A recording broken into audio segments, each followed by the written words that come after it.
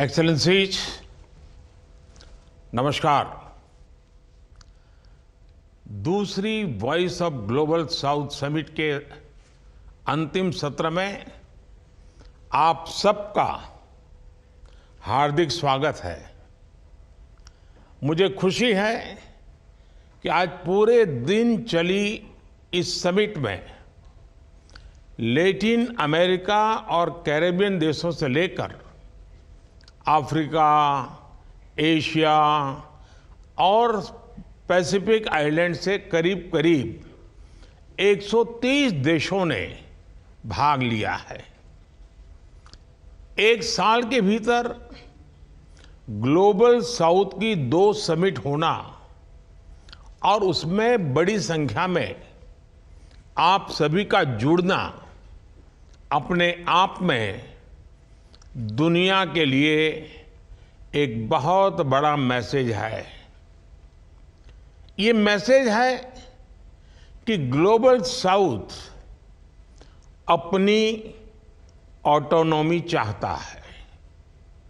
ये मैसेज है कि ग्लोबल साउथ ग्लोबल गवर्नेंस में अपनी आवाज चाहता है। ये मैसेज है कि ग्लोबल साउथ वैश्विक मामलों में बड़ी जिम्मेदारी लेने के लिए तैयार है। एक्सेलेंसी, आज इस समिट ने हमें एक बार फिर अपनी साझा अपेक्षाओं और आकांक्षाओं पर चर्चा करने का अवसर दिया है। भारत को गर्व है कि हमें G20 जैसे महत्वपूर्ण फोरम में ग्लोबल साउथ की आवाज को एजेंडा पर रखने का अवसर मिला। इसका श्रेय आप सभी के मजबूत समर्थन और भारत के प्रति आपके दृढ़ विश्वास को जाता है और इसके लिए मैं हृदय से आप सबका बहुत बहुत आभारी हूं। और मुझे विश्वास है कि जो आवाज G20 समिट में बुलंद हुई, उसकी गूंज आने वाले समय में अन्य वैश्विक मंचों पर भी ऐसे ही सुनाई देती रहेगी। एक्सेलेंसी, पहली voice of global south summit में मैंने कुछ कमिटमेंट्स के बारे में बात की थी। मुझे यह बताते हुए खुशी है कि उन सभी पर प्रगति हुई है। आज सुबह ही दक्षिण नाम से global south centre of excellencies को लॉन्च किया गया। यह सेंटर विकासशील देशों के डेवलपमेंटल इश्यूज से जुड़े रिसर्च पर फोकस करेगा। इस इनिशिएटिव से ग्लोबल साउथ में ही समस्याओं के प्रैक्टिकल हल भी खोजे जाएंगे।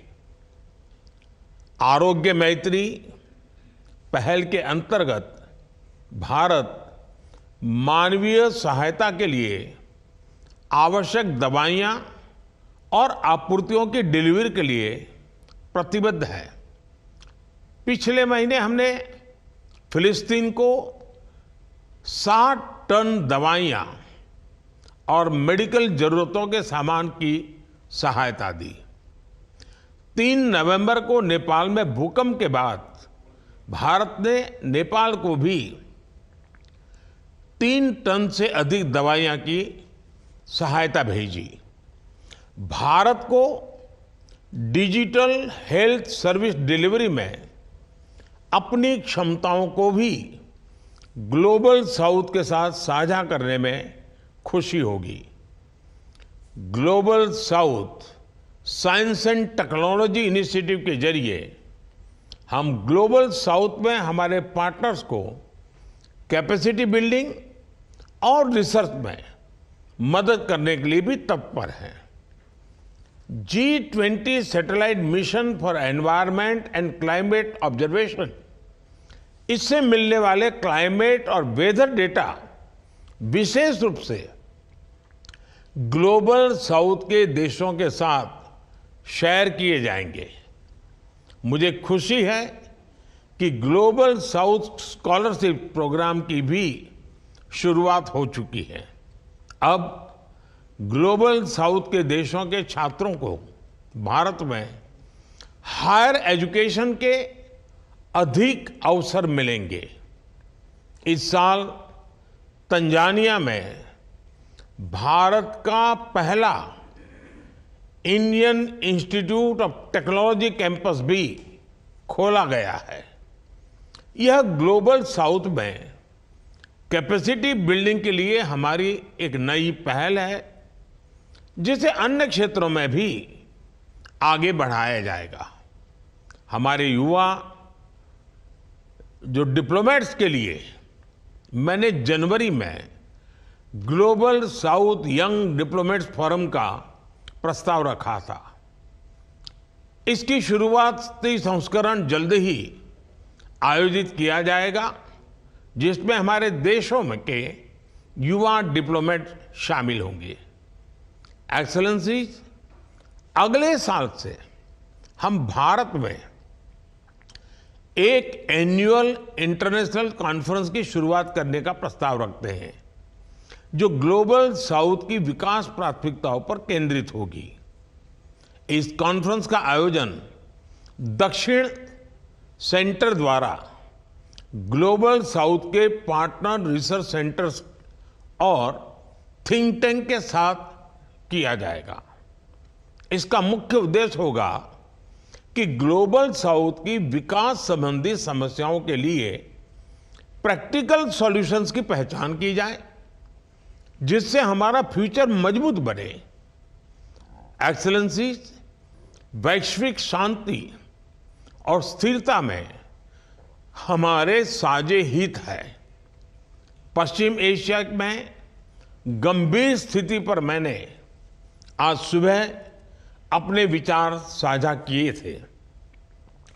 इन सब संकटों का बड़ा प्रभाव ग्लोबल साउथ पर भी पड़ता है। इसलिए जरूरी है कि हम एकजुटता से, एक स्वर में, साझा प्रयासों से इन सभी परिस्थितियों का समाधान खोजें। एक्सेलेंसीज, हमारे बीच G20 के अगले अध्यक्ष ब्राजील के राष्ट्रपति हिज एक्सेलेंसी और मेरे मित्र राष्ट्रपति लूला मौजूद है। मुझे विश्वास है कि ब्राजील की G20 अध्यक्षता में भी ग्लोबल साउथ की प्राथमिकताओं और हितों को लगातार मजबूत बनाया जाएगा और आगे बढ़ाया जाएगा। ट्रॉइका के सदस्य के रूप में भारत ब्राजील को पूर्ण समर्थन देगा। मैं मेरे मित्र राष्ट्रपति लूला को उनके विचारों के लिए आमंत्रित करता हूं और उसके बाद आप सभी के विचार सुनने के लिए उत्सुक हूं। बहुत बहुत धन्यवाद।